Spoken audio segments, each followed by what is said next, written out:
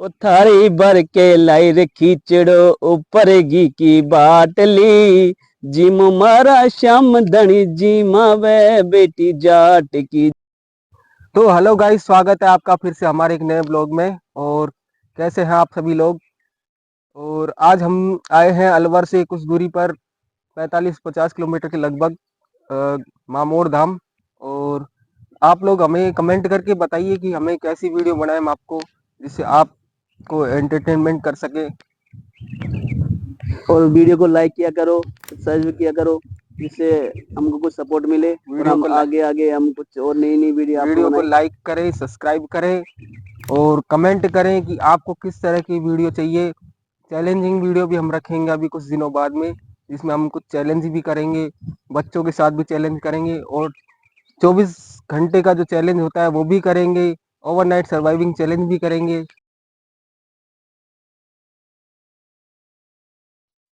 तो गाइज, आज हम अपने शहर अलवर से लगभग 45 किलोमीटर दूर मामोर धाम के लिए रवाना हुए, जो कि सिल्लीशेड़ से होते हुए, अकबरपुर से निकलते हुए, माधोगढ़ से होते हुए हम कुशालगढ़ पहुंचे। वह हमने विश्राम किया और चाय और कचौरियों का नाश्ता किया, जो कि बहुत ही स्वादिष्ट थी। कुशालगढ़ से हम नाश्ता करके ताल वृक्ष की ओर निकले। ताल वृक्ष से निकलते हुए सामोता पहुंचे और सामोता से गढ़ी मामोर पहुंचे, लगभग अलवर से 45 किलोमीटर दूर। कहते हैं इसे लोग पहले चंपावती शहर के नाम से जाना जाना करते थे, लेकिन उस वक्त दो बहन भाई मेले में घूमने आए थे और वहां दोनों बिछड़ गए थे, जो कि लगभग 12 वर्ष बाद मिले। कब उन्होंने श्राप दिया कि ये चंपावती शहर उजड़ जाए, और तब से धीरे धीरे ये पूरा शहर उजड़ लगा। कहते हैं आज भी बरसात के मौसम में पहाड़ों से 16 चांदी बह बहकर आते हैं। कुछ लोगों को खुदाई में सोने और चांदी से भरा हुआ मटका भी मिला है। तो गाइस हम आज मामोर धाम आए हुए हैं। ये अलवर से लगभग 45 किलोमीटर दूर पड़ता है। नानापुर से लगभग ये पड़ता है 10 किलोमीटर दूर। और ये पहले चंपावती शहर के नाम से विख्यात था। और ये चंपावती शहर इसलिए उजड़ा यहाँ पर क्योंकि यहाँ पर दो भाई बहन आए हुए थे, तो उनको यहाँ पर बिछड़ गए, दोनों भाई बहन खो गए। तो उन दोनों भाई बहनों को श्राप दिया कि आज से ये गांव चंपावती से उजड़ जाएगा। उसी वजह से उजड़ गया। यहाँ पर वैसे देखे तो कर्माबाई का भी यहाँ पर समाधि स्थल है और बड़े बड़े संतों के भी 2-3 समाधि स्थल है। इसके यहाँ से 15-10 किलोमीटर दूर पर ही ताल वृक्ष है। वहाँ मांडव ऋषि की भी तपोभूमि है। और यहाँ पर आलमचंद बाबा के स्थान भी है। और उधर थोड़ी दूर जाकर देवी जी के स्थान हैं। और यहाँ ऊपर सीताराम जी का मंदिर भी है। भाई जी यहाँ पर बावड़ी भी है, जो पाताल उसको कहते हैं कि लोग पाताल फोड़ है। और उससे बावड़ी से नहाने कुंड में आ रहा है, पुरुषों कुंड में, पुरुषों कुंड से फिर लेडीज कुंड में पानी आ रहा है। और लेडीज कुंड में से फिर आगे बहता हुआ पानी जोड़ा में आता है। 24 घंटे पानी यहाँ पर बहता रहता है। और दूसरी बात यहाँ पर जो कर्मबाई का स्थान है, इसकी भी एक कहानी है कि इसके पिताजी एक बार पुष्कर नानंगी चल गए थे। और इससे कर्माई बाई से कह गए थे कि आप मेरे ठाकुर जी के भोग लगा देना, क्योंकि उसके पिताजी ठाकुर जी के परम भक्त थे।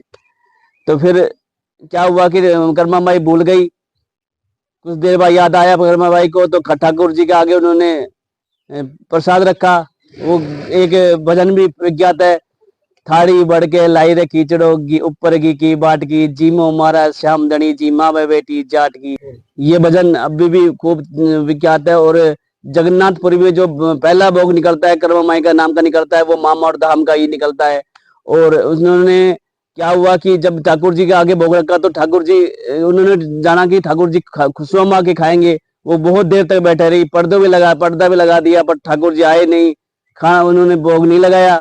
फिर उन्होंने कहा कि ठाकुर जी अगर आप भोग नहीं लगाओगे तो मैं भी आज अन्न ग्रहण नहीं करूंगी।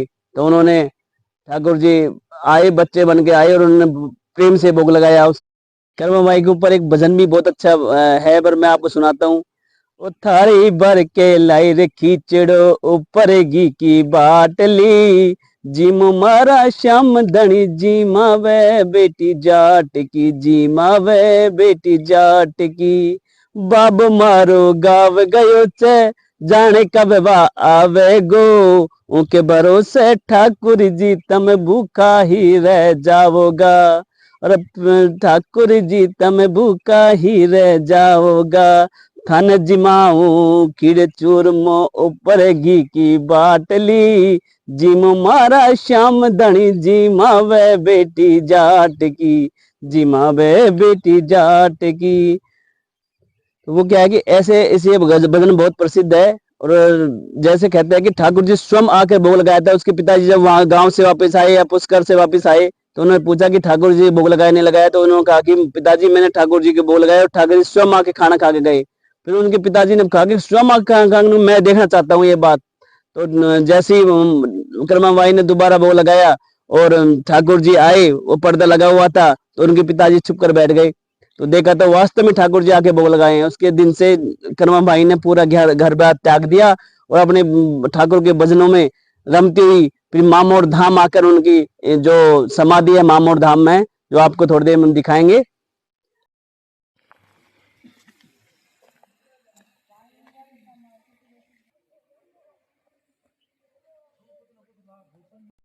ठीक बोल लो।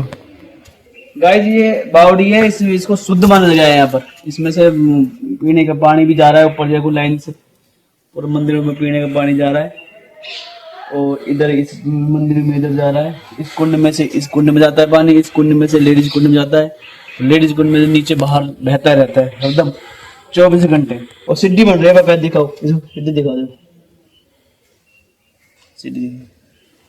सीढ़ी बन रही है नीचे तक, और ये पानी इतने स्थिर रहता है।